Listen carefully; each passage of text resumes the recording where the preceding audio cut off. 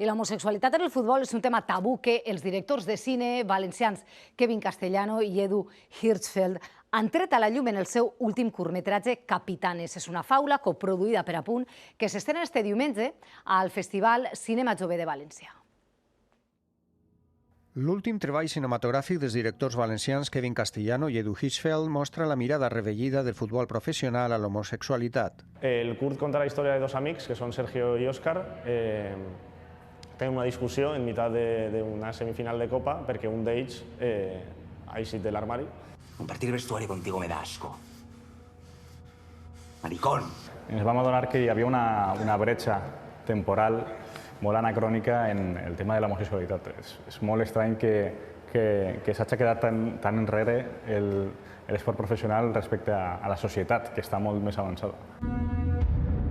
És una faula de desenllaç surrealista de clara inspiració en la música tradicional valenciana. El surrealisme i el musical, diguem que és el que vertebra un poc tota la història, sí. Musical de futbol surrealista castizo valencià. Te han pillado con un tío en la cama. Pues ahora te jodes. Ten cuidado, Sergio, ten cuidado. ¿Ten cuidado con qué? ¿Qué? El curt, interpretat per Jorge Silvestre i Héctor Jueza, s'aspira a visibilitzar una situació que necessàriament ha de canviar. ¡Contéstame!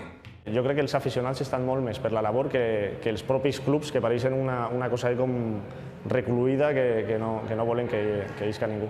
Normalitzar la situació i crear un clima de benvinguda i de normalització. Capitanes, que ha estat coproduïda per Apunt, s'estrena este diumenge de vesprada al Festival Cinema Jove de València.